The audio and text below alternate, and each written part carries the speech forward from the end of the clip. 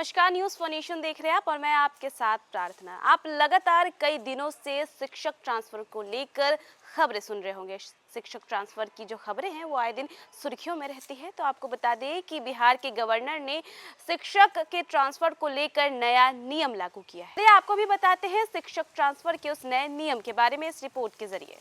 आपको बता दें कि राजभवन ने राज्य के यूनिवर्सिटीज के लिए अंतर्विवि म्यूचुअल ट्रांसफर को लेकर नए दिशा निर्देश जारी किए हैं, जिसके तहत अब सिर्फ सामान्य विषय के शिक्षकों के बीच ही म्यूचुअल ट्रांसफर संभव होगा।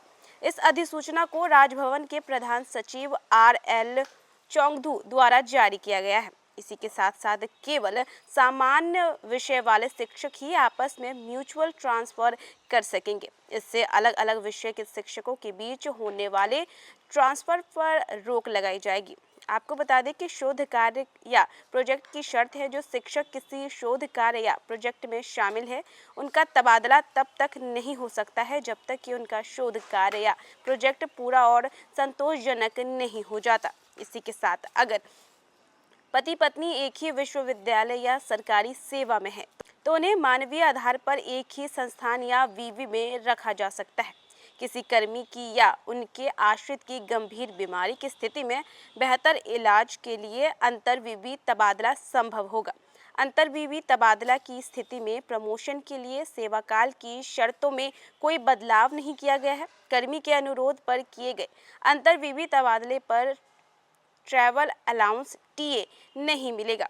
अगर प्रशासनिक कारणों से किसी कर्मी का तबादला किया जाता है तो संस्थान को इसका कारण बताने की आवश्यकता नहीं होगी। इस नई अधिसूचना के जरिए अब शिक्षकों और कर्मियों के लिए ट्रांसफर के नियमों को स्पष्ट और सुव्यवस्थित किया गया है। साथ साथ अगर हम बात करें म्यूचुअल ट्रांसफर के बारे में तो ये क्या होता है। आपको बता दें कि शिक्षकों का पारस्परिक स्थानांतरण यानी म्यूचुअल ट्रांसफर शिक्षकों को अपने पसंद के जिले में जाने का मौका देता है। यह प्रक्रिया शिक्षकों के पेशेवर और निजी जीवन को संतुलित करने में मदद करता है। बात करें इससे जुड़ी तमाम बातों की तो म्यूचुअल ट्रांसफर के लिए आवेदन शिक्षा विभाग के शिक्षा कोष पोर्टल पर किया जा सकता है। आवेदन के लिए शिक्षकों को कम से कम 3 विकल्प भरने होते हैं। आवेदन के बाद वरीयता के आधार पर दिसंबर के तीसरे या चौथे हफ्ते में ट्रांसफर और पोस्टिंग की जाती है। वहीं म्यूचुअल ट्रांसफर का लाभ एक बार ले चुके बेसिक शिक्षकों को दोबारा भी मिल सकता है। जिन शिक्षकों ने पहले स्थानांतरण की प्रक्रिया में हिस्सा नहीं लिया, जिन्हें पहले स्थानांतरण का लाभ नहीं मिला, उनके लिए यह एक और मौका है। वहीं बिहार में हर 5 साल पर समकक्षता परीक्षा पास और पुराने वेतनमान वाले शिक्षकों का ट्रांसफर किया जाएगा। वहीं ट्रांसफर के लिए शिक्षकों को शिक्षा कोष पोर्टल पर आवेदन करना होगा।